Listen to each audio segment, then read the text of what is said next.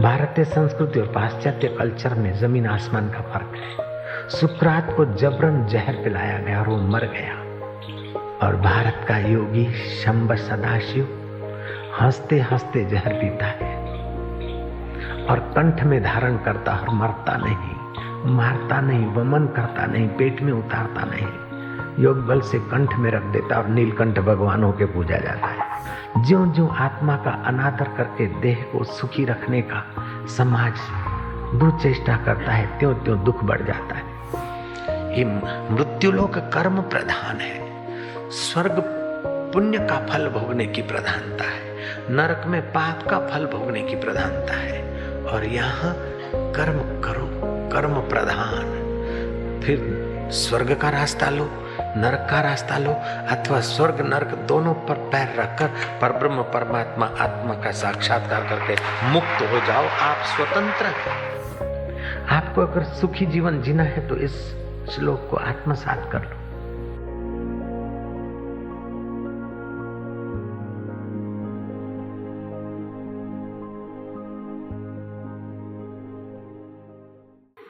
हरि ओम।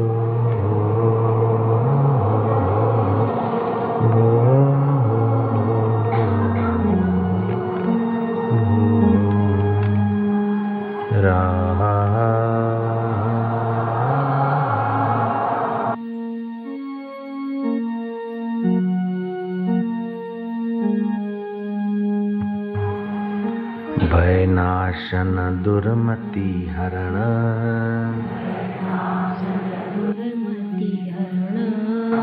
कली में हरि को नाम, कली में हरि को नाम, निश दिन नानक जो जपे, निस दिन नानक जो जपे, सफल होई सब काम, सफल होई सब काम। हरि ओम।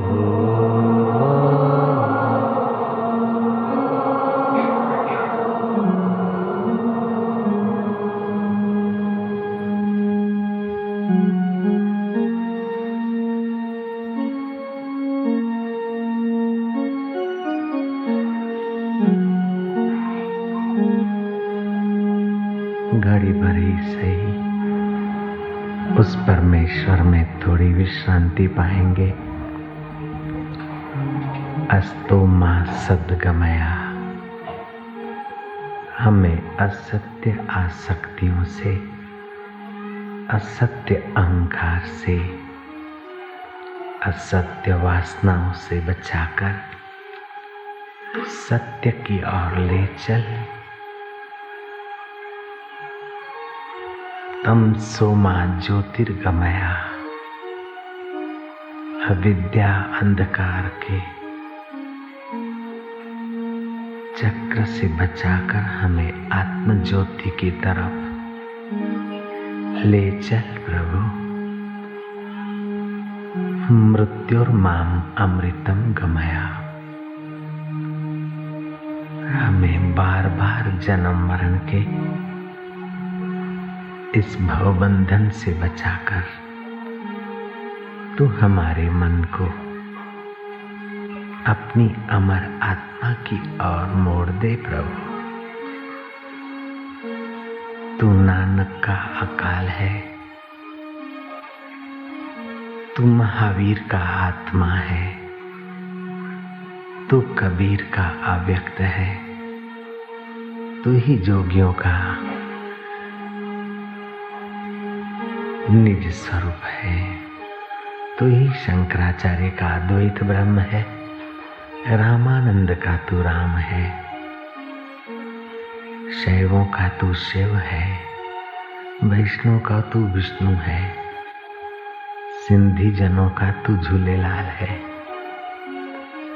तू एक और अनेक रूपों में, तेरी अभिव्यक्तियां अनेक, तेरे अवतार अनेक, तेरे रूप अनेक, तेरी लीलाएं अनेक, फिर भी हे परमेश्वर तू जो का त्यों सच्चिदानंद स्वरूप, सच्चिदानंद तेरी प्रीति जिसने पाई है उससे विकारों के भोगने की, नश्वर तुच्छ चीजों की आसक्ति कभी रही नहीं, टिकी नहीं। जिसने तेरी एक बार भी झलक पा ली, उस सिद्धार्थ के आगे राज्य वैभव तुच्छ हो गया। जिसने तेरी एक भूंकार भी पा ली, उस वर्धमान के आगे संसारी सुख तुच्छ हो गया और वो लग गया तेरी यात्रा में। अपेक्षाओं को उखेड़ फेंका उस वीर महावीर ने। वर्धमान में से महावीर होकर पूजे जाते हैं। जिसने भी तुझ में विश्रांति पाई, वो आप तरा और दूसरों को तारने वाला हुआ। वो आप तृप्त हुआ, दूसरों को तृप्ति देने वाला हुआ। मीरा ने तुझ में विश्रांति पाई और अकबर उसके चरणों में तृप्ति पाने जाता है। मतंग ऋषि के चरणों में शबरी ने विश्रांति पाई और आसपास के कई तपस्वी शबरी के पास जाते हैं। ये तेरी शांति जिन्होंने पाई है, चाहे वो 12 साल का अष्टावक्र क्यों न हो, टेढ़ी टांगे, नाटा कद, काला कलुट चेहरा, 8 खोड़ खापड़, फिर भी तू जिसके हृदय में अपने ओज, आनंद और वैभव से प्रगटा है, वह धन्य हो गया है। विशाल राज्य का राजा, विशाल काय, विशाल मति जनक अष्टावक्र के चरणों में दंडवत प्रणाम करते हैं।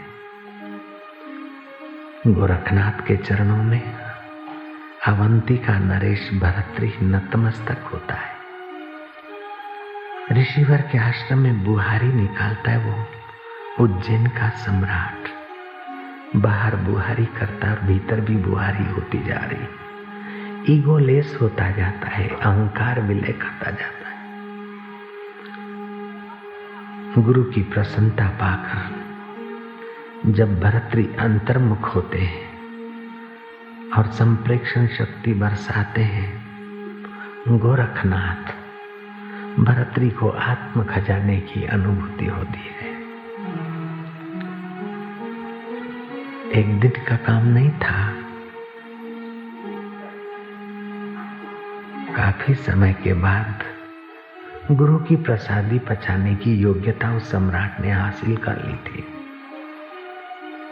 ये आत्मविद्या सिंहण का दूध है। सिंहण का दूध सतपात्र में सुवर्ण बर्तन में ही ठहरता है, दूसरे बर्तन को छेद करके निकल जाता है, ऐसा सुना है। उससे भी ज्यादा ये कीमती है मनुष्य जीवन में आत्मविद्या श्रवण करना। स्नातम तेन सर्व तीर्थम, उसने सारे तीर्थों में नहा लिया। दातम तेन सर्व दानम, उसने सारा दान पुण्य कर लिया। कृतम तेन सर्व यज्ञम, उसके द्वारा सारे यज्ञ हो गए। ये न क्षणम मनः ब्रह्म विचारे स्थिरम कृत्वा, एक क्षण के लिए भी उस ब्रह्म परमात्मा में जिसने अपने मन को विश्रांति दिलाई, वो धनभागी है। उसने मनुष्य जन्म का फल पाने की यात्रा की, कमाया, पेट भरा, कुछ पैसे देश परदेश में इकट्ठे किए रखे, छोड़कर मर गए, प्रेत होके भटकते रहे। मनुष्य जीवन का फल खो दिया।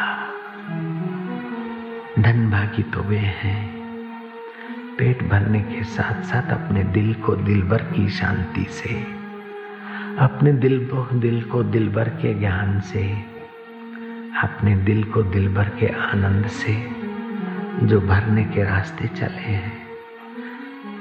कर्ता ने पिता होकर पुत्र से निभा लिया, कर्ता ने बॉस होकर असिस्टेंट से निभा लिया, कर्ता ने पति होकर पत्नी से निभा लिया, कर्ता ने मामा होकर भांजा से निभा लिया।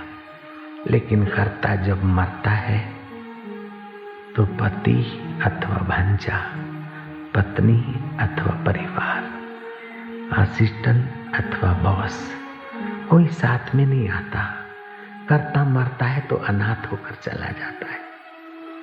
कर्ता अनाथ होकर मर जाए उसके पहले अपने नाथ को मिलने का, अपने नाथ का दीदार करने का, अपने नाथ में विश्रांति पाने का, उसे अगर मार्ग मिल जाए और चल पड़े तो धनभागी हो जाए।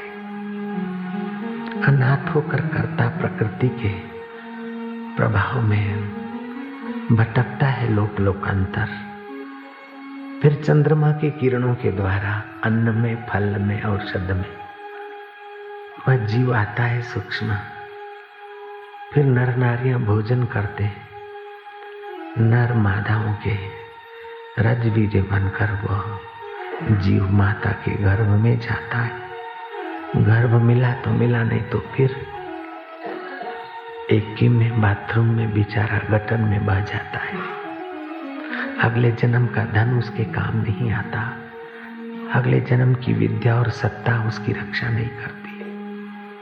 केवल एक ही रक्षा करता है, जो अगले जन्म में साथी था, बचपन में साथी था, जुआनी में था, मरने के बाद भी जो रहता है, उस आत्मा की यात्रा किया तो वह आत्म प्रसाद, वह आत्म विश्रांति कर्ता की रक्षा करती है।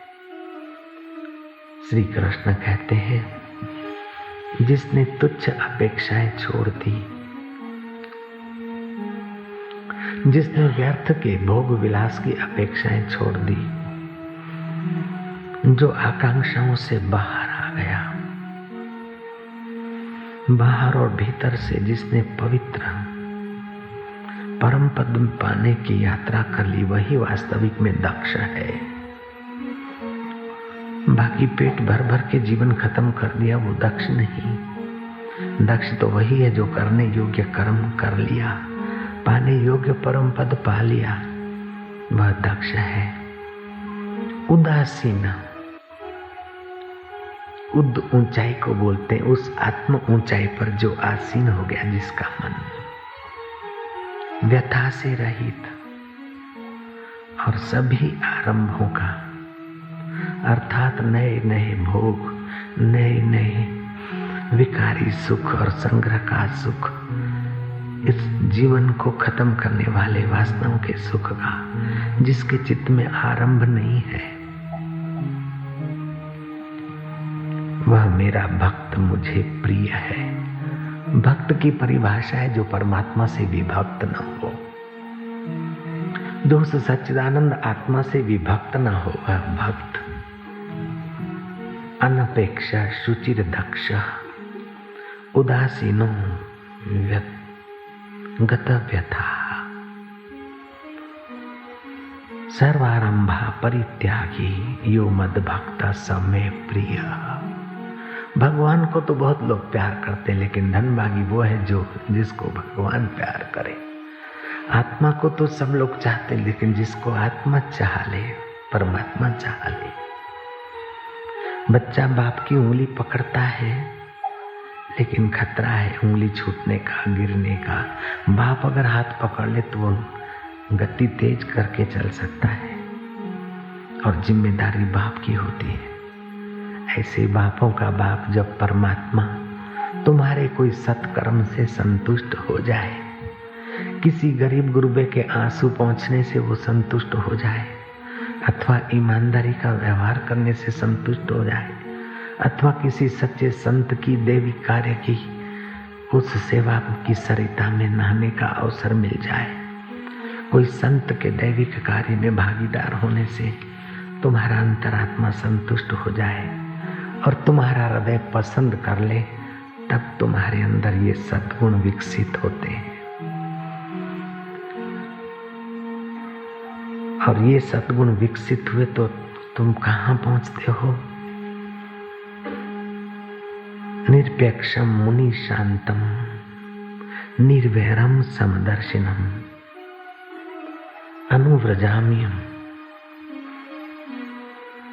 अनुव्रजाम्यहम नित्यम पूजयत्यं धीरेणु भी, जो निरपेक्ष है, निरंतर मेरा मनन करने वाला, शांत,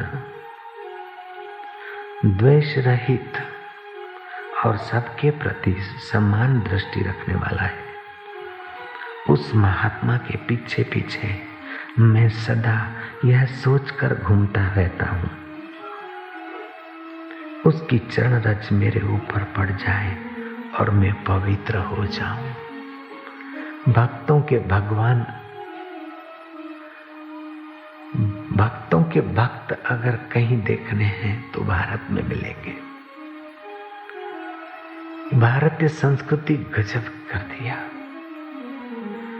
भगवान तो रथी है, सारथी है और जीव रथी है। ऐसा दुनिया के किसी मजहब में हमने नहीं देखा सुना। शबरी भीलन के बेर खाने में रामायण के भगवान को संकोच नहीं, निषाद को गले लगाने में रामायण के भगवान को संकोच नहीं।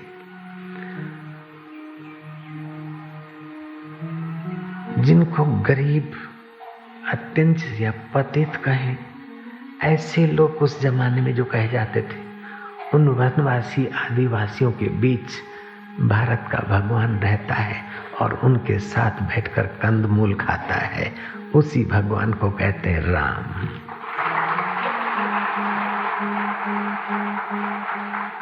जो कर्षित कर दे, आकर्षित कर दे, आनंदित कर दे, त्रिभुवन को नाच नचाने का जो सामर्थ्य रखे, वो भक्तों के आगे छछन भरी छाछ पर नाचने में संकोच न करे, ऐसा अगर भगवान खोजोगे तो वो गीता का कृष्ण मिलेगा।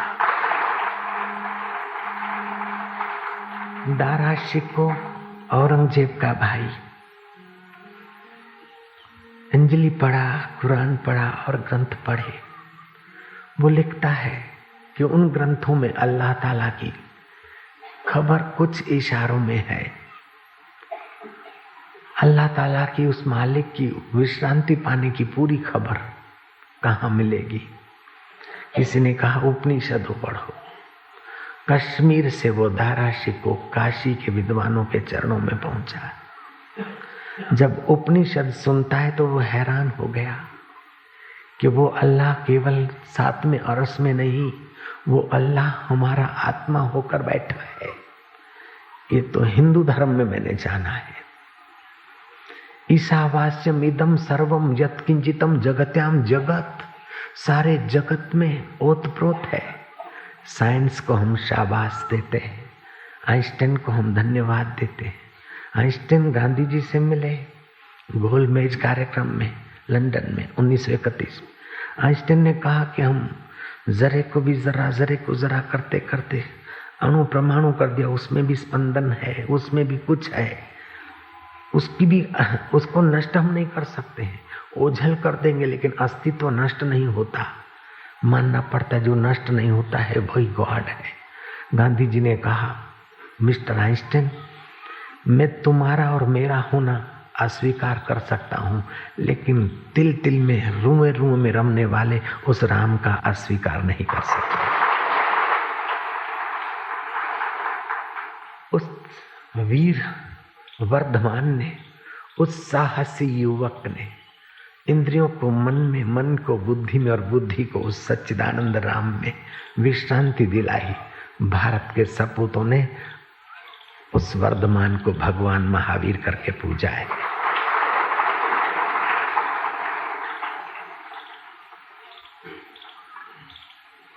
और जिसने भी उस परमेश्वर में ठीक से विश्रांति पाई, उनका भारतवासियों ने आदर किया है।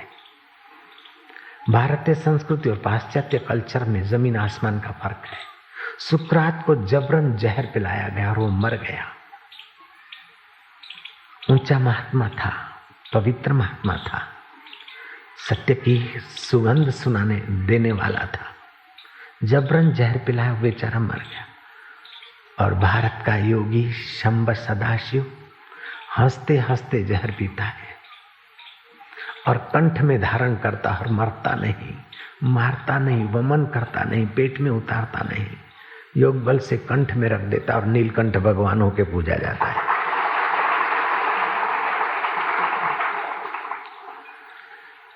भारत का राजकुमार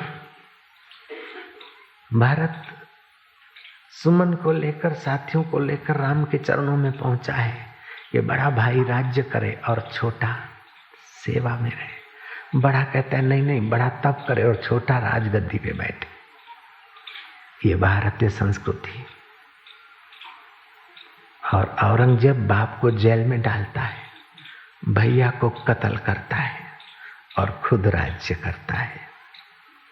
देखो भारतीय संस्कृति और स्वार्थी कल्चर में कितना फर्क है।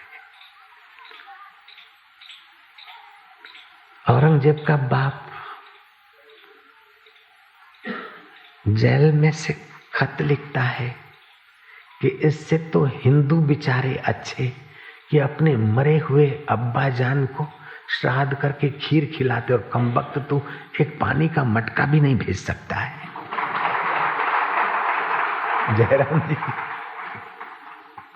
जयराम जी तो बोलना पड़ेगा। भारत के सपूतों की नजर आत्मा पे है, भारत के सपूतों की नजर मुक्ति पर है, भारत के सपूतों की नजर शाश्वत पर है। भले अभी वे सपूत थोड़े थोड़े भूलते जा रहे हैं, तो उतने ही दुखी, बीमार, अशांत और विद्रोह के शिकार हुए जा रहे हैं। ज्यों ज्यों आत्मा का अनादर करके देह को सुखी रखने का समाज दुचेष्टा करता है, त्यों त्यों दुख बढ़ जाता है। सारी दुनिया की बस्ती में 5% ही है अमेरिका, लेकिन दुनिया की 70% दवाइयां अमेरिका स्वाहा करता है, फिर भी बीमारियों से पिंड नहीं छूटता है। Young person says life is full of Joy, but wise person says life is full of सारो। जवान समझते जिंदगी मजा लेने के लिए है, लेकिन बाहर के विषय भोगों से जो मजा है वो दादर की खुजली जैसा है। मजा तो जरा है और सजा खूब है। दुनिया के जो मजे हैं हरगिज कम न होंगे, चर्चे यही रहेंगे, अफसोस हम न होंगे। जो कुछ चीजें हैं उसका उपयोग करो, उपभोग नहीं। उपनिषद कहती है, अथर्ववेद का 39वां अध्याय ईशावास्य उपनिषद का पहला मंत्र, ईशावास्यम इदम सर्वम यत्किंचितम जगत्याम जगत्यन त्यक्तेन भुंजिता। त्याग से भोगो। उत्तम भोक्ता वही है जिसको त्याग का सामर्थ्य है। जिसके जीवन में त्याग का सामर्थ्य नहीं, वो भोगता भी भोग नहीं सकता। भोजन आया, पेट भरा, 1-2 ग्रास जगह है और उसका आपने त्याग कर दिया तो आप स्वस्थ रहेंगे। और मजा आया, ठांसते गए तो आप उसके भोजन के भोग बन गए। महादेव गोविंद रानड़े, पत्नी ने 2 आम काट के दिए रकेबी में। वो आम थे आपूस, पक्का आपूस। आजकल रासायनिक खाद ने तो आपूस आम की तो दशा बिगाड़ दी, जैसे घास खाया। दूसरा था केसर आम, सुगंधी भी गजब की, वलसाड़ का केसरी आम। पत्नी ने दिया, 1-1 फाक खाई और रकाबी उठा के दे दी। बोले बच्चों को दे दे, नौकरानी को दे दे, पड़ोस के बच्चे खेल रहे, 1-1 फाक उनको दे दे। क्या आम अच्छा नहीं लगा? बोले बहुत अच्छा था। क्या मीठा नहीं था? कि गजब का मीठा था। तो क्या सुगंध नहीं थी? कि अरे सुगंध तो देख पूरा कमरा महक रहा है। तो भूख नहीं है? कि भूख तो बहुत है। तो खाते क्यों नहीं? बोले जो अच्छी चीज है उसको ठास ठास के खाए तो आसक्ति बढ़ती है, बांट के खाए तो आसक्ति मिटती है। ये है भारत के सपूतों की दृष्टि। तेन त्यक्तेन भुंजिता, त्याग से भोगो। बड़ा सुख मिलता है त्याग से भोगने से, और आसक्ति से भोगने से बड़ा दुख मिलता है। वो बेचारे बीमार क्यों है? इतनी दवाइयां खर्चने पर भी परेशान क्यों है? अशांत क्यों है? सुसाइड क्यों करते हैं? भारतीय संस्कृति का त्यागमय जीवन नहीं है। त्याग बिना यह जीवन कैसे सफल विकास करे, ध्वज भगवाल हरे। सुना था बचपन में ये गीत। जयराम जी बोलना पड़ेगा, समझने वाले समझ गए। तेन त्यक्तेन भुंजिता, श्री कृष्ण कहते हैं अनपेक्षा शुचिर दक्ष। आपको अगर सुखी जीवन जीना है तो इस श्लोक को आत्मसात कर लो। ये मिलेगा तब सुखी होगा, ये पाऊंगा तब सुखी होऊंगा, ये खाऊंगा तब सुखी होगा, यहाँ जाऊंगा ये सुखी होऊंगा, इस भ्रांति को निकाल दो। दिल ने तस्वीरें हैं यार, जबकि गर्दन झुका ली और मुलाकात कर ली, आप ऐसे हो जाओ। वो थे न मुझसे दूर न मैं उनसे दूर था, आता न था नजर तो नजर का कसूर था। वो बेवकूफी की निगाहें थी। अब क्या करे, कुएं में भांग पड़ी है। एंटी करप्शन डिपार्टमेंट पूरा चल रहा है, फिर भी करप्शन का तो कोई छोर ही नहीं है। दारूबंदी के तो वो नशाबंदी गुजरात में है, और न जाने कितने करोड़ों रुपए खर्च होते नशाबंदी, और खुले आम लोग नशा कर रहे हैं। जब तक आदमी का भीतर का मन चेंज नहीं होता है तो डंडे बंदूक और कायदों से आदमी नहीं ऊंचा उठता है, सत्संग और संयम और समझ से ही ऊंचा उठेगा।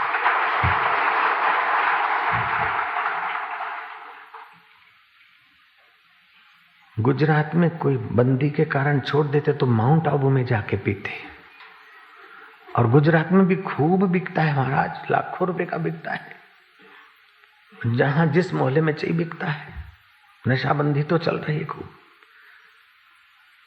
आदमी का जब तक ज्ञान वर्धन नहीं होता, संयम और सदाचार का प्रचार प्रसार नहीं होता, किस में लाभ और किस में हानि है, वो जुआनों को और किशोरों को संस्कार नहीं पड़ते, तो डंडे के बल से कोई ऊंचाई पे चढ़े, ये बहुत कम संभावना है। इसलिए गांधी जी कहते थे कि विचारों से ही आदमी उत्कर्ष को जाता है और विचारों से ही आदमी अधोगति को जाता है। उसे विचार करने के लिए साहित्य और संग कैसा मिलता है, उसे विचार करने के लिए खान पान और चिंतन कैसा मिलता है। समाज में जो अच्छा चिंतन करते कराते हैं वे मनुष्य जात के परम हितैषी माने गए। विवेकानंद ने कहा, तुम किसी को भोजन कराते हो, भूखे को अन्न देते हो, 4 घंटे के लिए उसकी भूख मिटती है, पुण्य कर्म तो है, लेकिन उसको 1 महीने के लिए उसके आजीविका की व्यवस्था करो तो ज्यादा पुण्य। अगर साल भर के लिए उसके भूख निवृत्ति का तुम कुछ योजना कर देते हो तो 1 दिन की अपेक्षा महीने भर का ज्यादा, और महीने से साल भर का पुण्य ज्यादा। दुख निवृत्ति जितना लॉन्ग टाइम उतना ही वह सत्कार्य बड़ा माना जाए। मनुष्य जाति को तुम सदाव्रत में बदल दो, घर घर में गाड़ी रख दो और घर घर में फैमिली डॉक्टर की व्यवस्था कर दो, और कार व्यक्ति को कार दे दो, फिर भी मनुष्य का दुख निवृत्त नहीं होगा, क्योंकि उसका अज्ञान दुख बनाने की फैक्ट्री मौजूद है, अपेक्षाएं बनाने वाली बेवकूफी मौजूद है, तो फरियाद भी करेगा और अपेक्षाएं बढ़ाता जाएगा। लेकिन मनुष्य का अज्ञान मिटाने के लिए जो उन्हें ज्ञान देते दिलाते हैं, फालतू वासनाएं बढ़ाने की बजाय सात्विक कर्म के तरफ प्रेरणा देते हैं, ऐसे सदाचार और सत्संग का जो दान देता दिलाता अथवा उनमें भागीदार होता है, वो मनुष्य जाति का परम हितैषी है। अखबारों के द्वारा घर घर जब सत्संग पहुंचाते हो महाराज, तो मुझे लगता है कि मेरे गुरुजी का कार्य करने वाले अभी भी पुण्यात्मा हैं। गुरुजी की उम्र 84 साल की थी, तब की बात है। 93 साल तक शरीर रहा। नैनीताल के जंगलों में एकांतवास करते थे, लेकिन इन महापुरुषों के चित्त में कितनी करुणा। 2 महीने एकांतवास में जाते, तब भी कभी कभी अच्छी अच्छी पुस्तकें एकत्रित करते, मंगवाते, और फिर अपने सिर पर गठरी रखते, पहाड़ी से उतरते 11 नंबर बस में, दोपहर 11 है ना, उतरते और दूसरी पहाड़ी पर जो गांव होता वहां जाते, लोगों को इकट्ठा करते। मदारी तो पैसा कमाने के लिए डुगडुगिया बजा के इकट्ठा करता है, ये जय जय सिया राम करा के इकट्ठा करते लोगों को। फिर माइयों को महान नारी जैसी पुस्तक देते हैं, लड़कों को पुरुषार्थ परम देव जैसी और यौवन सुरक्षा जैसी पुस्तक देते हैं। और ये महापुरुष कहते कि आप पढ़ना, जो अच्छा लगे वो याद रखना। आज गुरुवार है, अगले गुरुवार इस गांव में फिर आऊंगा और ये किताब ले जाऊंगा और दूसरा किताब दे जाऊंगा और लो ये प्रसाद। ऐसा श्रम उठाकर गांव गांव घूमे और घूमते घामते ट्रेनों का जहां जरूरत पड़ी वहां ट्रेन, जहाज की जहां जरूरत पड़ी जहाज का अवलंबन लेकर गोधरा पहुंचे और मेरे को एक बार उनका दर्शन हो गया। जिस महापुरुष की खोज थी वही सामने मिल गया। दिल उनके चरणों में अनकंडीशनल सरेंडर हो गया और मेरे को भी जो दिया वो दुनिया जानती। कैसा है त्याग इन महापुरुषों में। महावीर को क्या लेना देना था। जिस पुरुष को कान में खीले खोसे जा रहे परवाह नहीं, वो पुरुष फिर आजीवन धर्म प्रचार कर रहा है। और ऐसा नहीं कि उस पुरुष का धर्म प्रचार लोगों ने बस शिरोधार्य कर लिया। अरे महाराज, उन्हीं के फैमिली का आदमी गोशालक भिक्षुक बन गया और धीरे धीरे महावीर के साथ साथ उसका भी थोड़ा यशमान होने लगा। लेकिन महावीर ने करुणा करके डांट दिया कि अपेक्षा न रखो, यश भोगी मत बनो, इंद्रिय भोगी मत बनो, आत्मरामी बनो। डांट दिया थोड़ा लोगों के बीच। गोशालक 500 भिक्षुकों को लेकर अलग पड़ गया और महावीर के विरोध में खूब काम किया उसने। 500 भिक्षुक लेकर एंटी प्रचार करता रहा जीवन भर। गोशालक मर मिट कर कौन से नरक में पड़ा मुझे पता नहीं, लेकिन महावीर को तो हम भी अभी श्रद्धा से सिर झुकाते हैं, धन्यवाद करते हैं। जिसके जीवन में त्याग है, जिसके जीवन में आत्म विश्रांति, उसका दुनिया क्या बिगाड़ेगी, कब तक बिगाड़ेगी। उसका बिगाड़ने वालों का बिगड़ जाता है महाराज। भगवान बुद्ध का सावश्री नगरी में खूब जय जयकार हुआ। टूणे फूणे अला बांधू, बला बांधू, भूत बांधू, प्रेत बांधू, उनकी थोड़ी ग्राहकी मंदी हुई। बुद्ध एक्शन कमेटी की रचना हो गई। जयराम जी तो बोलना पड़ेगा। और उन्होंने एक वैश्या को हायर किया। बुद्ध सावश्री नगरी से कुछ दूर जेतवन में रहते थे, जैसे भोपाल से बैरागढ़ या गांधीनगर। वहां भोपाल और यहाँ गांधीनगर आश्रम। तो गांधीनगर ये जगह आश्रम तो है, लेकिन पास में भी तो बहुत जगह है। ऐसे वो वैश्या शाम को चली जाती और जेतवन में रहती और सुबह जाती सावश्री नगरी में। लोग पूछते कहाँ गई थी, बोले रात भर में तो जेतवन में थी। बड़ा ग्राहक मिल गया तो फिर छोटे फुटकर ग्राहकों पर क्यों ध्यान देती हूँ। बड़ा ग्राहक कौन, बोले जिसको लोग भगवान बोलते हैं वो मेरा बलमा बना है, किसी को कहियो मत। प्लानिंग था। महाराज अच्छाई का प्रचार करते करते महापुरुषों के बाल सफेद हो जाते। अच्छे लोगों तक अच्छाई टिकती और उनमें भी जब रजोगुण आ गया तो उनमें से अच्छाई भाग जाती, लेकिन बुराई तो महाराज चटके से भागती फैलती। बुद्ध का जीवन भर का जो पुरुषार्थ था, श्रद्धा भक्ति सदाचार फैलाने का, उस टुकड़ी ने चंद दिनों में बुद्ध के प्रशंसकों को निंदक बना दिया। और ऐसा निंदक बना दिया कि बुद्ध का जो संघ था, संघ का कोई भिक्षुक देखे तो उसको लोग पत्थर मारते थे। तुम्हारा बुद्ध ऐसा करता है, ऐसा करता है, ऐसा करता।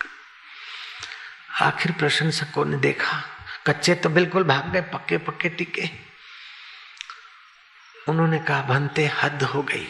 बोले देखे जाए, हमें मान की अपेक्षा नहीं तो अपमान का भय कहाँ। बोले आपको तो भय नहीं, लेकिन ये क्या करा है, चौपट हो रहा है। बोले धीरज रखो, धीरज रखो, देखते जाओ। हुआ क्या, कुछ दिन हुए, उन्हीं लोगों ने मांग की कि असलियत क्या है उसकी जांच करवाई जाए। जिन्होंने षड्यंत्र रचा उन्होंने ही अच्छा आदमी होकर समाज में हवा फैलाई कि राजा साहब जांच कराए, हकीकत क्या है।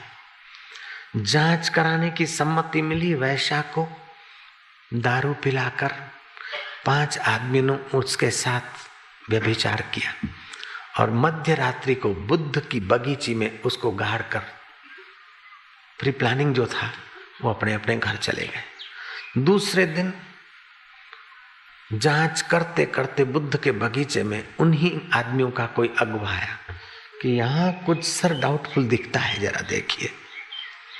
और देखा तो वैश्या की लाश। उन्हीं लोगों ने प्रचार किया था, जिसने वैश्या जिन्होंने भेजी थी, उन्हीं का प्लान था ये सारा। और उन्हीं लोगों ने कहा कि देखो, बुद्ध ने अपने पाप को बचाने के लिए वैश्या के साथ आखिरी कुछ कर आके उसका गला दबा के उसको मार दिया। लेकिन आखिर तो भाई सत्य तो सत्य होता है, कितना भी बुद्ध छुपाए थोड़ी छुपेगा। कैसी बीती होगी बुद्ध के शिष्यों पर और कैसी बीती होगी बुद्ध के हृदय पर। फिर भी सत्य सत्य होता है। षड्यंत्र करने वाले किसी का बेटा पागल हो गया, तो किसी को धंधे में घाटा पड़ा, तो किसी का पत्नी के साथ कुछ हो गया, तो कोई मरते समय परेशान हो गया। अब कौन से नरक में होंगे मुझे खबर नहीं, लेकिन बुद्ध तो अभी भी करोड़ों दिलों में है। तुम केवल तुच्छ अपेक्षा छोड़ दो और चित्त से वैर वृत्ति छोड़ दो और आत्मा के नाते जियो। फिर तुम्हारा हित चाहने वाले, तुम्हारा मिशन का प्रचार करने वालों को घर बैठे शांति, आनंद और पुण्याई होम डिलीवरी होगी। और उसमें डिस्टर्ब करने वालों को घर बैठे अशांति और फटकार देने वाले लोग खड़े हो जाएंगे। ये नियति है। इसलिए कर्म प्रधान है देश। ये मृत्युलोक कर्म प्रधान है। स्वर्ग पुण्य का फल भोगने की प्रधानता है, नरक में पाप का फल भोगने की प्रधानता है। और यहाँ कर्म करो, कर्म प्रधान। फिर स्वर्ग का रास्ता लो, नरक का रास्ता लो, अथवा स्वर्ग नरक दोनों पर पैर रखकर परब्रह्म परमात्मा आत्मा का साक्षात्कार करके मुक्त हो जाओ। आप स्वतंत्र हैं। भीष्म पितामह सरशया पर सोए थे। युधिष्ठिर गए श्री कृष्ण से मिलने को। कृष्ण ध्यान मग्न है। युधिष्ठिर पूछते किसका ध्यान कर रहे हैं? बोले सरशया पर सोए हुए भीष्म पितामह का ध्यान कर रहा हूं। वो मेरा चिंतन कर रहा है, ध्यान कर रहा है, तो मैं उसी का चिंतन कर रहा हूं, ध्यान कर रहा हूं। हम कार का ध्यान करें तो कार हमारा ध्यान नहीं करेगी। हम संसारी किसी भी चीज का ध्यान भजन करें तो वो चीजें हमारा ध्यान भजन नहीं करेगी। जीवन भर रो रीझ के ज्वेलरी बनाई, अब वो ज्वेलरी चोर ले जा रहे हैं तो ज्वेलरी बोलेगी नहीं कि सेठानी हम जा रहे हैं, बाय बाय टाटा। जो चीजें तुम्हें पहचानती नहीं उसकी ममता छूटती नहीं, और जो परमात्मा तुम्हारा कभी साथ छोड़ता नहीं उससे प्रीति होती नहीं। ये भी एक विडंबना है। कार तुम्हें नहीं पहचानती कि तुम उसके मालिक हो, ज्वेलरी तुम्हें नहीं पहचानती कि ये तुम उसी के हो, अथवा तुमने उसके लिए रोए और आंसू बहाए। साड़ियां और महंगे कपड़े तुमको नहीं पहचानते, लेकिन जो भगवान तुमको कभी नहीं छोड़ता।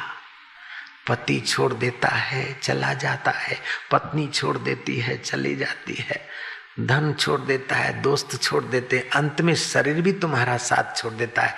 फिर भी जो आत्मा तुम्हारा साथ नहीं छोड़ता है उसका पता चल जाए और प्रीति हो जाए तो कल्याण हो जाए। दो ही तत्व हैं, एक है यह और दूसरा है मैं। यह बदलने वाला है और मैं रहने वाला है। मैं शाश्वत है और यह नश्वर है। मैं की सत्ता से यह है, यह की सत्ता से मैं नहीं बनता।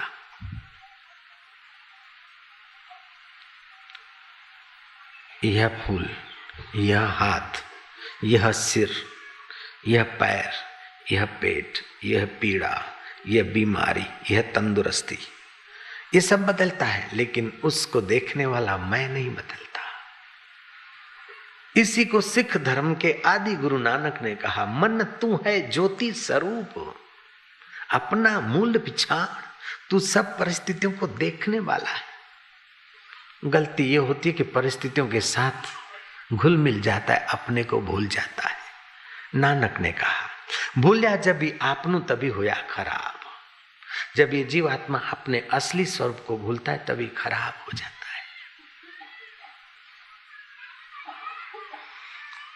अगर असली स्वरूप की यात्रा करने का अवसर मिल जाए और करने का दृढ़ निश्चय कर ले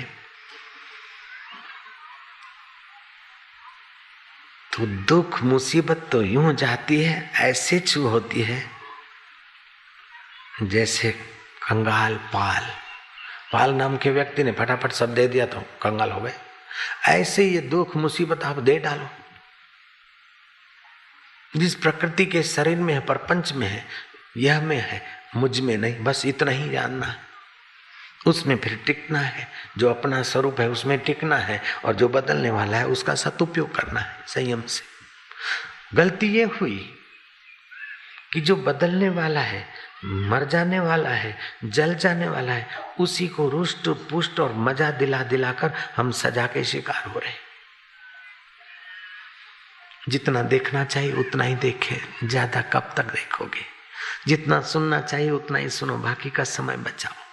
जितना खाने से गुजारा चले, स्वास्थ्य रहे, उतना ही खाओ, ठास के कब तक।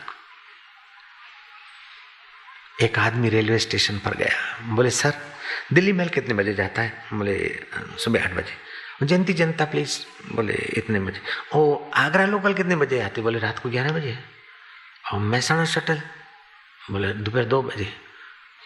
सर ये जरा बता दीजिए कि गुजरात क्वीन कितने बजे जाती? बोले शाम को 6 बजे। बोले सर्वोदय एक्सप्रेस का समय बताएंगे? उसने कहा तुमको जाना कहाँ है? बोले मेरे को तो पटड़ियां पार करनी है। हद हो गई, पटड़ियां पार करनी तो इतना खोपड़ी में काहे भरता है यार।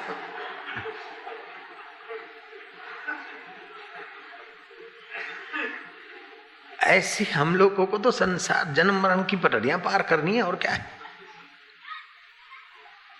कोई बड़ा काम नहीं है, और इससे बड़ा काम कोई हो भी नहीं सकता।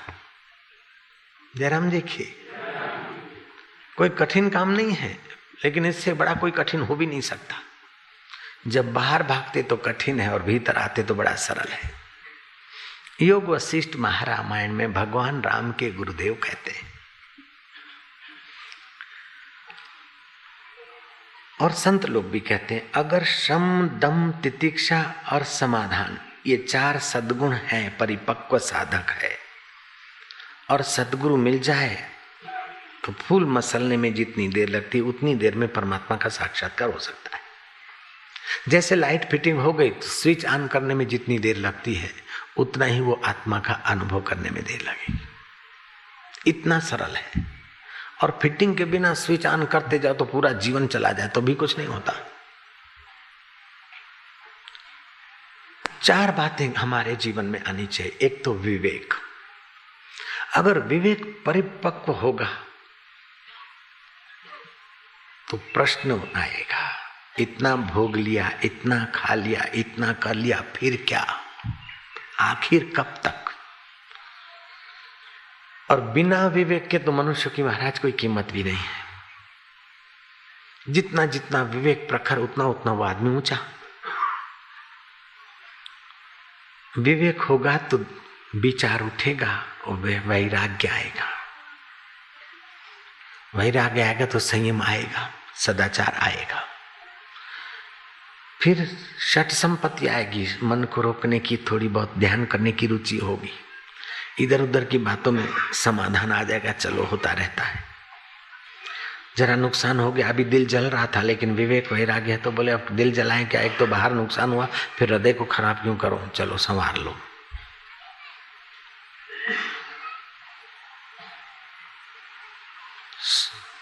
विवेक, वैराग्य, षट संपत्ति, मोक्ष की इच्छा, ये 4 सद्गुण आ जाए हम में बराबर, और कोई समर्थ सद्गुरु मिल जाए,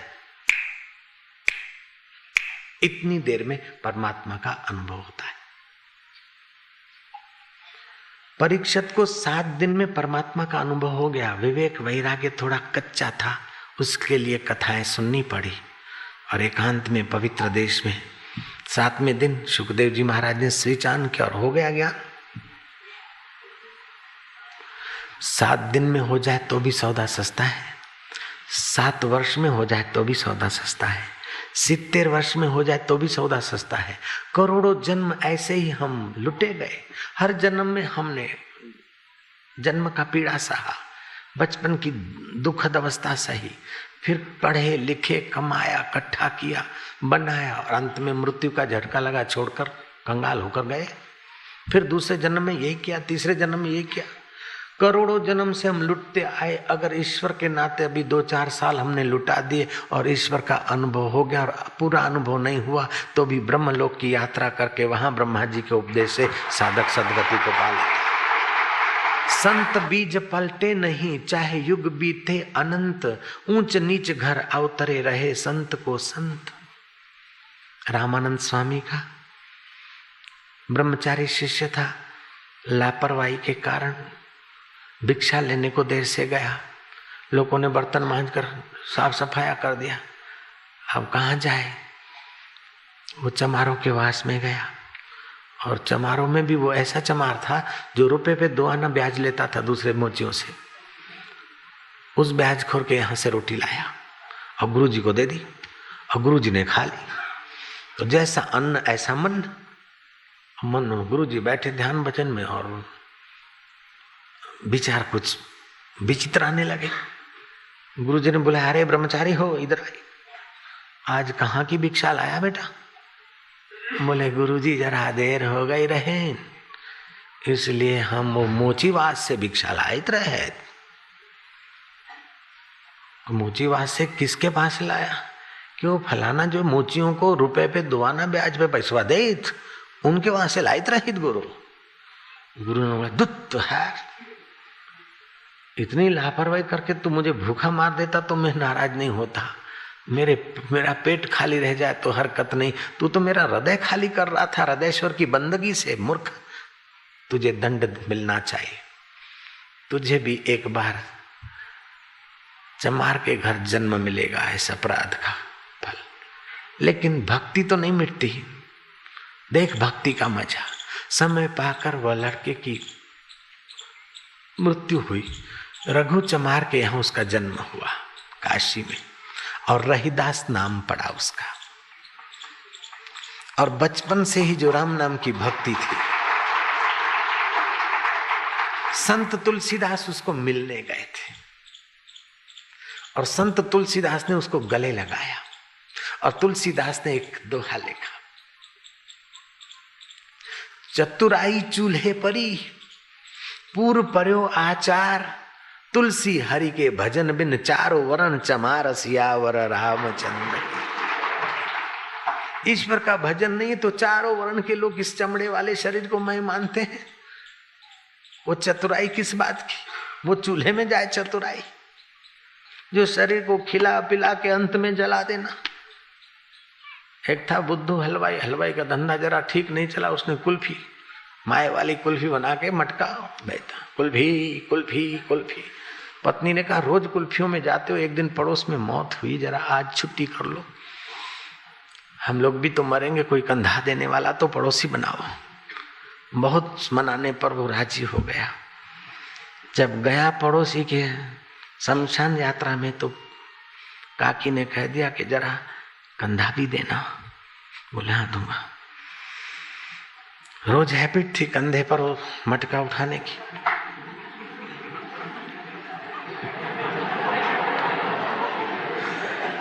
जो वो आगे बोलता कुल्फी कुल्फी।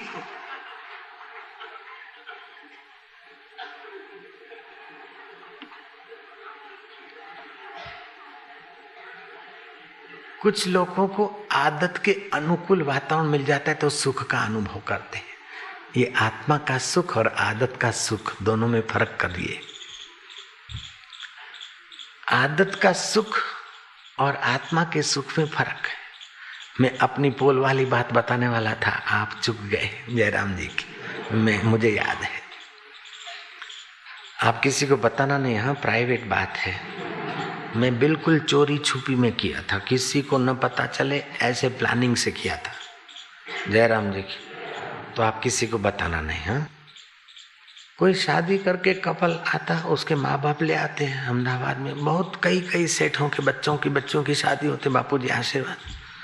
मैं उनको नारी धर्म और यौवन सुरक्षा पुस्तक पकड़ा देता हूँ। अच्छा बापू आशीर्वाद आपको ना। मैं क्या बोला, आशीर्वाद बापू स्पेशल आशीर्वाद आपको ना। मैं क्या हाथ धो गए, आशीर्वाद में भी स्पेशल और चालू, ये मेरे को तो पता भी नहीं कि आशीर्वाद भी 2-3 किस्म का होता है। बापू जरा हारा आशीर्वाद आपो। मैं कीधु केम क्या जाए छे? तो के बापू हनीमून करवा जाए छे। मैं क्या जवाना छे? के बापू कश्मीर जवाना छे। जो सुखी करके देखे वो उन्होंने कश्मीर का नाम लिया। अब मैं बता दूं आपको प्राइवेट बात, मैंने सोचा कि कश्मीर तो अपने में कितना सुख संजोए हुए है कि जो भी धनवान शादी करते और अपने बहू और बेटे को कश्मीर भेजते, तो तेरे पास ऐसा कौन सा सुख है, चल मैं देखने आता हूँ कश्मीर। मैंने एक साधक को कहा, इंडियन एयरलाइन का वो इंजीनियर था, मैं क्या ऐसा प्रोग्राम बनाओ किसी को पता ना चले, मैं हिमालय जाऊंगा, उसके पहले 2 दिन कश्मीर जाके आएंगे चुपचाप, बाद में हिमालय जाऊंगा। तो फिर वो मैं हरिद्वार पहुंचा, मुझे वो लेने आया चुपके से, किसी को पता ना चले। और जितना चोरी छुपी करते उतना आत्मा अपवित्र होता है, और जितना बता देते उतना खुशियां होती है, आनंद आता है। हम गए चोरी छुपी, अगर हम जाते किसी को पता चलेगा तो झुंड के झुंड पीछे पड़ेंगे, और मेरे को जो चेक करना है वो नहीं कर सकूंगा। तो महाराज मैं उस इंजीनियर के साथ गया, किसी शादीशुदी जगह में ठहरे, फिर वो डल लेक कश्मीर का हाउस बोट हाउस, उनमें हम गए चेक करने के लिए। तो उन हाउसों की कीमत पूछी तो किसी का 200 रुपया किराया, किसी का 100 रुपया किराया, किसी का 300, किसी का 500, किसी का 1000। वो दिखाए। एक दिन का 5000 रुपया किराए वाला भी वो हाउस देखा, बड़ी नाव, एक लिविंग रूम, दूसरा ये रूम, दूसरा फैमिली रूम, बेडरूम, किचन। मैंने देखा कि सब फैसिलिटी तो अच्छी है। तो बोले आपको खाना भी तैयार मिलेगा। अब मेरे को तो लेना देना नहीं था, मेरे को तो चेक करना था कि क्या सुख मिलता है इधर। फिर उनसे पूछा कि लेटरिन बाथरूम तो है, पानी कहाँ से आता है? बोले ऊपर टंकी है। टंकी में कहाँ से आता है? बोले चलो दिखाते। छत पे गए, हैंडपंप है। तो मैंने देखा कि लेटरिन बाथरूम का पाइप कहाँ से, पहाड़ पे तो नहीं जाता होगा। जयराम जी की और जो अटैच लेटरिन बाथरूम है उसकी पाइपलाइन किसी पहाड़ पे तो नहीं जाती होगी, इधर ही जाता। हाँ बोले इधर। और ये पानी आता कैसे? बोले हैंडपंप है, तालाब से आता है क्या? तेरे की एक जगह पाइप उतरती और दूसरी जगह से पाइप चढ़ती। 5-5 हजार रुपया देकर भी ये मसाला लेना और हनीमून बनाना, हाय रे।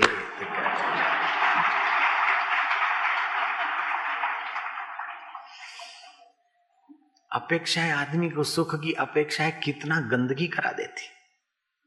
श्री कृष्ण कहते हैं। फिर दूसरी बात, सैलानी लोग नाव में सैर करते कैसा होता है? वो सैलानी नाव में बैठे, हमने भी 20-20 रुपए दिए, उसने हमको बाबा समझा।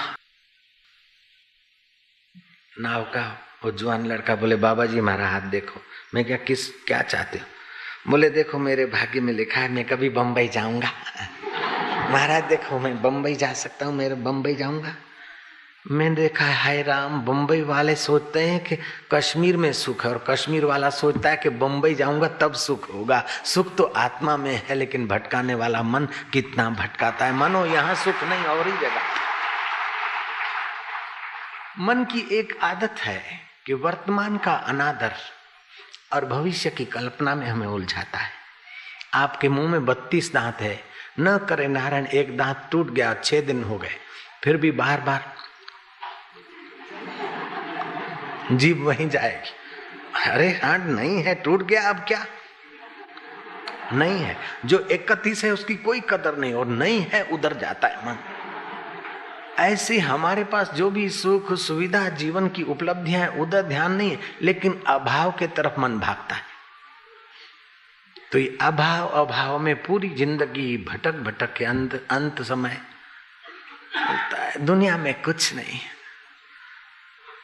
विद्यार्थी सोचता है कि बस स्कूल में से अब कॉलेज में जाऊं तो नहीं राहत, कॉलेज में से ग्रेजुएट हो जाऊं तो नहीं राहत, ग्रेजुएट हो गए क्या हाल है, बोले सर्विस मिल जाए तो शांति, सर्विस मिल गए फिर क्या, बोले दाढ़ी वाले गुरुजी तो मिले हो लेकिन चोटी वाला गुरुजी भी मिल जाए, मिसिस मिल जाए, यार बना है दूल्हा, फूल खिले हैं दिल के, मेरी भी शादी हो जाए, दुआ करो सब मिलके।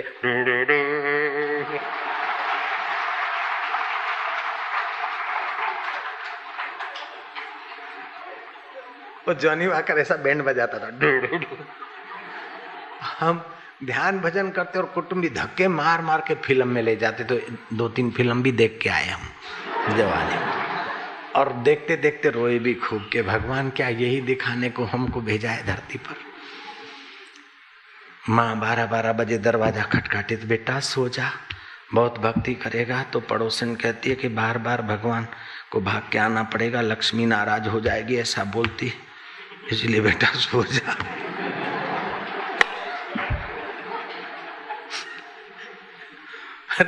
जगत और भगत के विचार भी ऐसे ही हो जाते हैं। जो बचपन में हम 2-3 साल के थे, माँ बोलती थी मक्खन मिश्री चाहिए तो भगवान के आगे बैठ वही देंगे, और हम बोलते थे अभी देंगे देंगे, आंखें बंद करके यूं देखते यूं, जरा थोड़ी देर ठीक से बैठते और चांदी की थाली में, चांदी की कटोरी में मक्खन मिश्री रखते, भाव दृढ़ हो गया कि भगवान देते, भगवान के प्रति भाव हुआ। 10 साल की उम्र में तो रिद्धि सिद्धियों के चमत्कार देखे, और भी महाराज क्या क्या हुआ, लेकिन 22 साल की उम्र तक तो क्या क्या अनुभव हुए और क्या क्या पापड़ बेले, कितनी साधनाओं के सारे रहस्य देखे। अब वही लोग रोक रहे हैं, जिन्होंने रंग लगाया था वही रोक रहे। तुम अगर ईश्वर को नहीं मानते तो लोग नास्तिक कहेंगे, मानते हो तो आस्तिक कहेंगे, लेकिन मंदिर में नहीं जाते हो, पूजा पाठ नहीं करते, बोले ऐसे ही है। अगर तुम करने लग गए और ठीक ठीक ऊपर ऊपर से हुआ तो ठीक है, अगर तुमको रंग लग गया तो पत्नी कह गई बिगड़ गए। अगर पत्नी आई और पत्नी को रंग लग गया तो पति बोलता है बिगड़ गई, क्योंकि जब से कथा में आई बापू बिगड़ गई। मैं क्या कैसे, बोले पहले जैसा इसका, क्योंकि पहले जो हार्ड मास में ही एक दूसरे को कॉपरेशन देते थे वो अब नहीं देगी। पत्नी को रंग लगा तो पति को नहीं देगी, पति को रंग लगा तो पत्नी के चमड़े नहीं छाटेगा, तो पति को रंग लग गया तो पत्नी फरियाद करती कि बिगड़ गए, पत्नी को लगा तो पति समझता बिगड़ गए, और दोनों को लगा तो कुटुंबी कहते बिगड़ गए, पूरे कुटुंब को लगा तो पड़ोसी बोलेंगे ये लोग बिगड़ गए क्योंकि हमारी खुशामद नहीं करते। आदमी स्वतंत्र हो जाता है, ज्यों ज्यों आत्म सुख मिलता है त्यों त्यों आर्टिफिशियल अपेक्षाएं कम हो जाती है और खुशामद खोरी कम हो जाती है, सहज जीवन सच्चा जीवन होने लगता है। तो जो आर्टिफिशियल जीवन जीने वाले दोस्त थे उनको लगेगा कि ये बिगड़ गया। कबीर जी को भी लोग बोलते थे तुम तो बिगड़ गए, और बिगड़ गए प्रचार करके कबीर के यहाँ वैशा भेज दी, और वैशा कहते क्यों बलमा रात भर तो बिस्तर पे थे। अभी संत हो के बैठे हो, तुमने तो कहा था हाथ नहीं छोड़ूंगा और अभी भूल गए बलमा। कबीर ने देखा कि ये पंडितों का भेजा हुआ पुतला है, बोले नहीं हम हाथ क्यों छोड़ेंगे, तो बोले फिर चलो न मेरे साथ। कबीर ने कहा चलो मेरे साथ। वैशा का हाथ पकड़ लिया कबीर ने। आज तक तो पंडित अफवाह करते थे कि कबीर मांसाहारी है, कबीर वैश्यागामी है, कबीर शराबी है, लेकिन आज तो सचमुच में कबीर ने हाथ पकड़ लिया वैश्या का और बाजार में निकले। ब्रांडी की खाली बोतल में जल गंगा जल डाल दिया, और सिक्का तो ब्रांडी की बोतल का था, एक हाथ में बोतल है दूसरी हाथ में है, वो है वैश्या का हाथ। कबीर कहते सुनो मेरे भाइयों सुनो मेरे मितवा, कबीरो बिगड़ गयो रे, दही संग दूध बिगड़ो मक्खन रूप भयो रे, कबीरो बिगड़ गयो रे। सुनो मेरे भाइयों, सुनो मेरे मितवा, कबीरो बिगड़ गयो रे। पारस संग भाई लोहा बिगड़ो, पारस संग भाई लोहा बिगड़ो, कंचन रूप भयो रे, कबीरो बिगड़ गयो रे। सुनो मेरे भाइयों, सुनो मेरे मितवा, कबीरो बिगड़ गयो रे। संतन संग दास कबीरो बिगड़ो, संतन संग दास कबीरो बिगड़ो, संत कबीर भयो रे, कबीरो बिगड़ गयो रे। सुनो मेरे भाइयों, सुनो मेरे मितवा, कबीरो बिगड़ गयो रे। पंडितों को तो मौका मिल गया, हाथ में वैसा का हाथ है। महाराज काशी नरेश को जाकर धमधमाया, जिसको गुरु मानते हो, तुम्हारी बुद्धिमती है, हो गई वो हो गई। राज का अनिष्ट होने वालों है, तभी तो ये ऐसे ऐसे आदमियों को पूजा करो गुरु मान के। धर्म का नाश कर दिया तुमने, क्या कर दिया, धर्म खतरे में कर दिया। मानो मुल्ला मौलवी और पंडितों से ही धर्म चलता होगा। नहीं नहीं, धर्म तो आत्मवेताओं से चलता है, जिनके जीवन में अपेक्षाएं नहीं है, विषय विकारों की निंदा स्तुति की जिनके चित्त में असर नहीं होती, उन बुद्ध पुरुषों के प्रभाव से ही धर्म चलता है। महाराज काशी नरेश ने आदमी भेजा और कबीर उसी पोजीशन में लाए गए। काशी नरेश सोचता कि आज तक महाराज सुना था आपके विषय में, लेकिन अब रूबरू देख रहा हूँ। एक बार मैंने मस्तक झुकाया, मैं आपको दंड तो नहीं देता हूँ, लेकिन आपको आदेश तो दे सकता हूँ कि आप अभी भी सुधर जाएं तो अच्छा है। कहाँ आपकी कीर्ति, आप अपने यश का ख्याल कीजिए महाराज। काशी नरेश ने तुम्हारे आगे एक बार सिर झुकाया है, पता है ना, छोड़ दीजिए उसका हाथ, अपनी इज्जत आबरू का ख्याल कीजिए। कबीर कहता भाड़ में जाए इज्जत आबरू, मुझे अपेक्षा ही नहीं। लोग ऐसे ही वाह वाह कर रहे हैं तो हम निंदा कर देंगे, क्या फर्क पड़ता है। जो मैं हूं उसमें फर्क नहीं पड़ता, जो यह है उसको तो कितना भी संजो संभालो तो सपना है। वैसा बोलती महाराज अब मेरे को भी सुनो, मुझे क्या पता कि चवन्नी के कारण मैं इतनी फंस मरूंगी। ये तो पंडों ने मुझे चाराने का प्रलोभन दिया, चंद चांदी के टुकड़े के तुम जाके गले पड़ो, बाकी का हम संभाल लेंगे। वो तो छू हो गए और इन्होंने सचमुच में मेरा हाथ पकड़ लिया। अब तो महाराज मुझे लगता है कि मैं ये बुरा धंधा छोड़ के इनकी चेली हो जाऊं, भगत हो जाऊं। इनके वाइब्रेशन का ऐसा असर है महाराज। जो अनपेक्ष है, शुचिर दक्ष है, उदासीन, ऊंचे आसन पर आत्मा के राज्य में जिनकी विश्रांति है, ऐसे पुरुष की दृष्टि पड़ती है तभी भी आध्यात्मिक वेव्स, ऐसे पुरुष के वचन सुनाई पड़ते हैं तो उनकी वाणी कामियों को निष्कामता की प्रेरणा देती है। लोभी निर्लोभी होने लगते हैं, भले अंश रूप में। महापातकियों के पातक दूर होने लगते हैं। गंगा पापम शशि तापम दैन्यम कल्प तरुस्तथा पापम तापम दैन्यम च घ्नन्ति संतो महाशय। गंगा पाप हरती है और शशि दिन का ताप हरता है। कल्प वृक्ष मिलता है तो दरिद्रता दूर होती है, लेकिन दिल तो फिर भी दरिद्र बना रहता है। लेकिन जब संत मिलते हैं तो पाप ताप और हृदय की दरिद्रता हर लेते हैं और दिल से दिल भर का आनंद बहा देते हैं। वो होते संत। उज्जैन नगरी की एक घटित घटना है। पूर्व काल के दो सन्यासी घूमते घामते अवंतिका नगरी में आए कि है कोई यहाँ साधु संत की सेवा करने वाला, कोई सदगृहस्थ। बोले हाँ फलाना फलाना काका है। गए काका के पास। संध्या का समय था। काका ने बरामदे में खटिया बिछा दी, साधुओं का यथा योग्य स्वागत किया, भोजन बना, भोजन पाया, गपशप लगाते थोड़ा। खटिया पर बिस्तर लग गए। साधु बोलते कि अब तुम्हारे घर का खाया तो चलो तुम कछु सुन लो दो वचन। वो बूढ़ा किसान काश्तकारी अब बेटे संभालते और बूढ़ा अपनी मस्ती में रहता है। बोले तुमने कितनी यात्रा की? बोले मैं तो अवंतिका छोड़ के गयो ना ही भाई। वो जुआन सन्यासी कहते कि हमने 4 धाम की यात्रा कई बार की और ये 3 बार कर चुके, अब ये 4थी बार पूरी करने के लिए रामेश्वर जाने के लिए आए। तो देखा कि उज्जैन है ये तीर्थ धाम, तो हम करते जाए। तुमने गंगा स्नान नहीं किया? बोले नहीं किया। यमुना जी नहाए? बोले नहीं। रामेश्वर गए? बोले नहीं। द्वारका देखा? बोले नहीं। केदारनाथ बद्रीनाथ गए? बोले भाई कहीं नहीं गए हमें। वो सन्यासियों ने सिर कूटा कि किसके घर की रोटी खाई।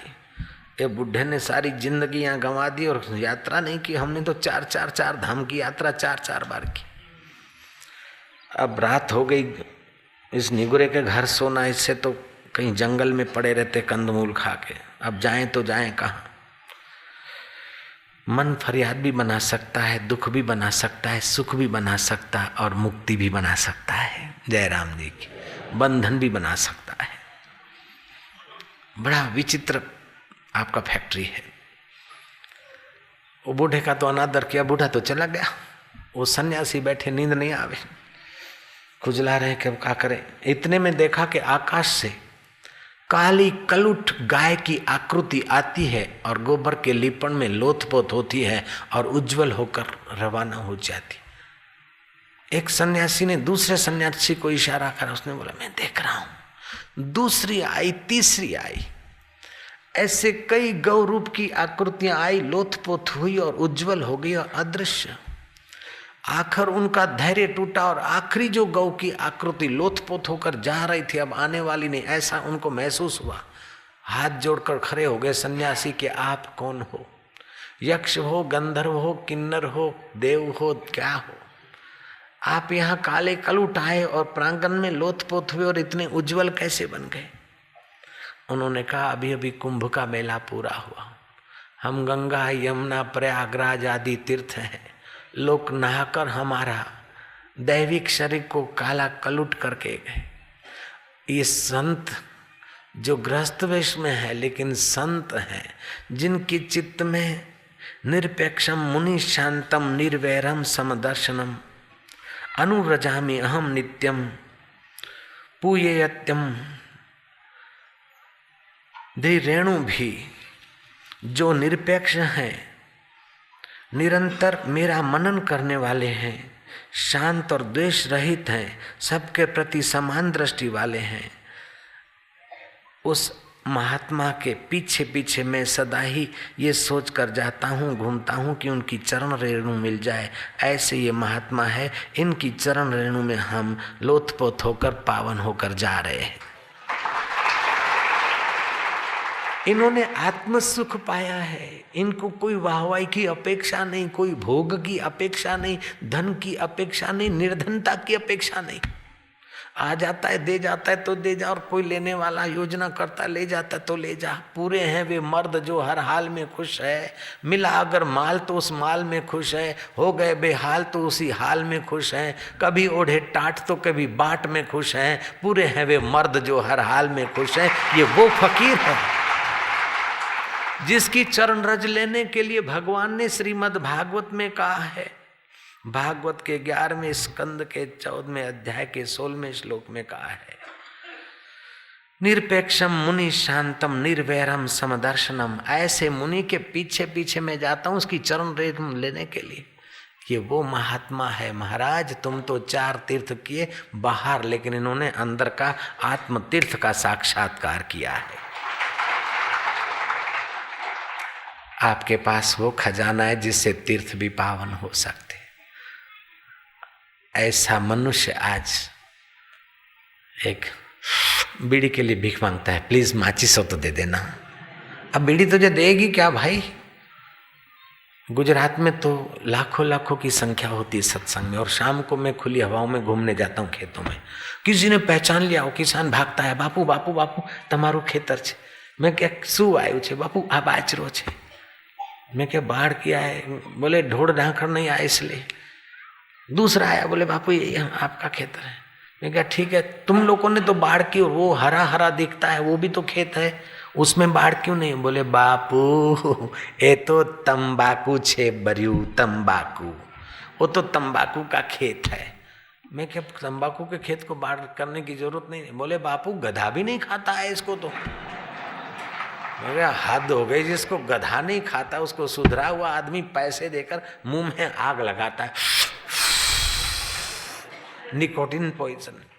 अभी विज्ञानियों ने सिद्ध किया है कि 50 ग्राम निकोटिन पॉइजन में से 50 ग्राम तंबाकू में से निकोटिन निकाला और उसका इंजेक्शन बनाकर कुत्ते को लगाया, 3 मिनट में कुत्ता मर गया। 50 ग्राम निकोटिन तंबाकू का निकोटिन निकाला और मेढक को मला और मेढक को कैंसर का रोग हुआ, मर गया।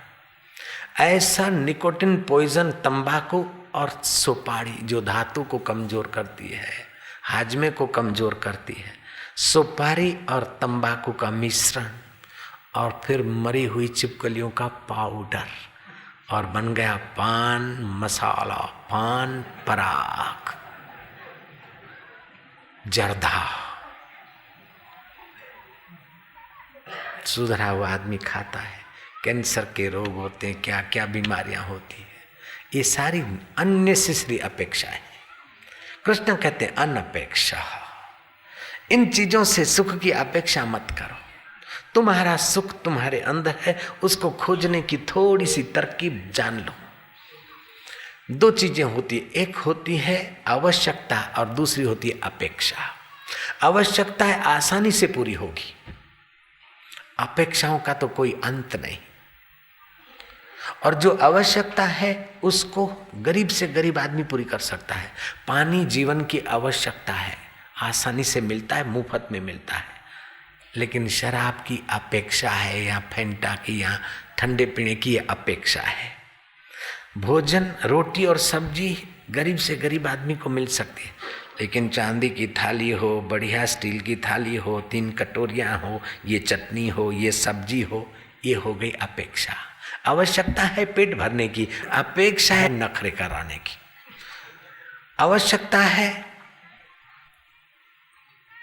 अंग ढकने की, कपड़ों से अंग ढको, आंधी तूफान से अपने शरीर को ढको। छोटा मोटे मकान मिल जाता है सब, लेकिन मकान में मार्बल होना चाहिए, ये होना चाहिए। हाँ है तो करो, लेकिन अपेक्षाएं बढ़ा बढ़ाकर आप उसके पीछे अपनी जिंदगी खत्म मत करो। जितना हो सके कि बाहर की अपेक्षाएं कम, आवश्यकताएं पूरी करो। और वास्तविक में तुम्हारी अंदर की आवश्यकता है, उसलिए सुबह शाम रोज अंदर जाओ, यात्रा करो।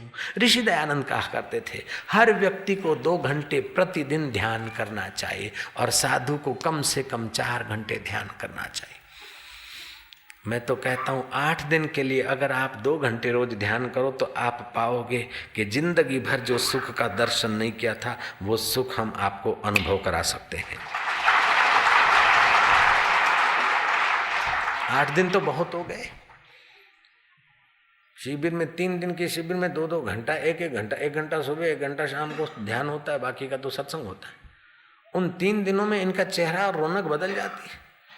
कहाँ तो लुधियाना और कहाँ सूरत, कहाँ लुधियाना, कहाँ अहमदाबाद, कहाँ लुधियाना, कहाँ भोपाल। एक बार लुधियाना गए केवल अभी थोड़े दिन पहले, अब वो लुधियाना वाले पीछे लगे शिविर भर रहे।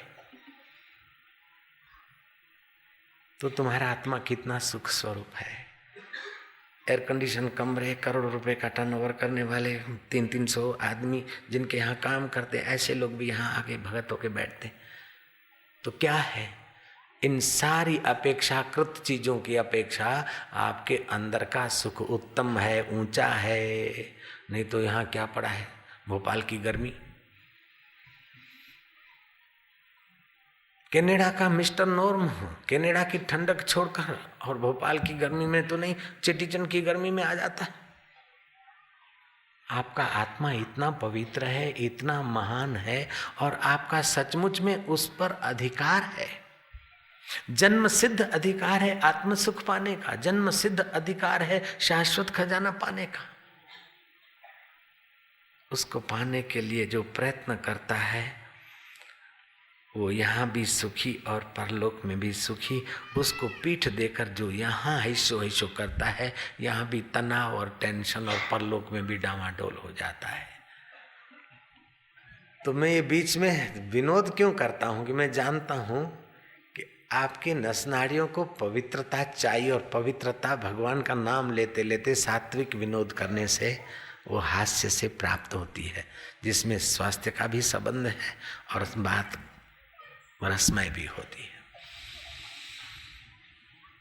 मैं सुना दूं दूसरा एक जोक्स। एक गधा था, वो किसी घर के करीब कान लगाए खड़ा था। दूसरे गधे ने पूछा, mister donkey what are you doing? क्या कर रहे? बोले मेरा बेटा खो गया, उसको खोजने आया हूं। तेरा बेटा खो गया तो इस मकान में खोजने आया? बोले हाँ। मकान की दीवार पर कान लगाए खड़ा है, मकान की दीवार से तेरा बेटा निकलेगा क्या? बोले मकान की दीवार में कान लगा के खड़ा हूं क्योंकि अंदर से आवाज आ रहा है। दो व्यक्ति लड़ रहे, वो बोलता है तू गधे का बच्चा, वो बोलता है तू गधे का बच्चा, वो बोलता है तू गधे का बच्चा, देखूं कौन मेरा बच्चा है, उसको लेके जाऊंगा।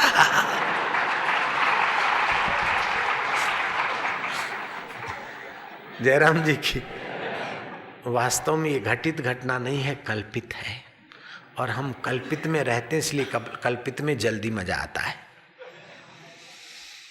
जयराम जी की ये बिल्कुल कपोल कल्पित है, 100% झूठ है। गधे का बेटा खो गया और गधा दीवार पर कान लगाए खड़ा है, और दूसरा गधा पूछेगा मिस्टर डोंकी, हो सकता है क्या? लेकिन आपको लगा कि शब्दों के पीछे कितनी ताकत है, आपको मजा आ गया और तालियां भी बज गई।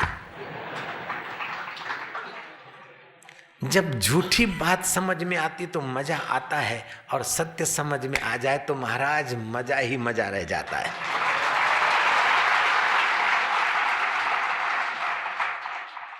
आपको अपना प्रिय मिले तो मजा आएगा। दिन में 2 बार 2 प्रिय मिले, 4 प्रिय मिले तो दिन अच्छा जाएगा। और दिन भर हर 10-15 मिनट में अपना प्रिय मिलता रहे तो अरे वो दिन तो महाराज बड़ा खुश।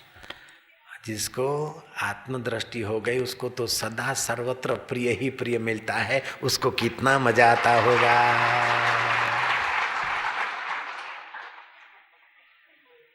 तो सचमुच में उत्तम भोक्ता तो वही है, और उत्तम जीवन तो उसका है जिसकी नजर अपने प्रिय पर है। गहने भिन्न भिन्न है लेकिन सुवर्ण एक। एक अहमदाबाद का सेठ थोड़ा तेल में पैसा कमा लिया, 600 रुपया खर्च करके वो हनुमान जी की मूर्ति बना लाया। जयराम जी की 6 तोला की मूर्ति हनुमान जी की बनाई। फिर कुछ धंधे में कमाया और फिर 500 रुपया देकर राम जी की मूर्ति बना लाया। फिर तेल की मंदी आई और हनुमान जी को और राम जी को थैली में लेकर माणक चौक बेच के आया। गया बेचने, उसने बोला भाई हनुमान जी के तो हम आपको 600 रुपये दे देंगे और राम जी के आपको 450 देंगे। बोले स्वामी है राम जी, बेवकूफ इतना तो समझ, सेवक है वो, दास है हनुमान, तो दास के 600 दे रहे हो तू, तो स्वामी के 450, जरा तो सोच। उस सोनी ने कहा दास और स्वामी तुम ले जाओ, मेरे को तो क्वांटिटी दे दो बस, इतना तोला सोना। तो सोनार की नजर सोने पर है और ग्राहक की नजर घाट पर है। ऐसे ज्ञानी की नजर आत्मा पर है और हम लोगों की अज्ञानी की नजर इन घाट पर है, शरीर पर है। बस इतना ही फर्क है। और कृष्ण हमारी नजर आकृतियों से मिटाकर रॉ मटेरियल के तरफ ले जाते हैं, मूल धातु की तरफ। और जिसकी मूल धातु पर नजर है वो सदा खुश है, उसका कभी कुछ बिगड़ता ही नहीं। मूल तत्व में कभी कोई कमी होती नहीं और आर्टिफिशियल कभी कितना भी संभालो संभलता ही नहीं। नाशवान पदार्थ का कितना भी संयोग करो लेकिन सदा रहता नहीं, और अविनाशी आत्मा कभी छूटता नहीं। इसका ज्ञान मिल जाए तो बेड़ा पार हो जाए। अब क्या करोगे भला? हरि ओम,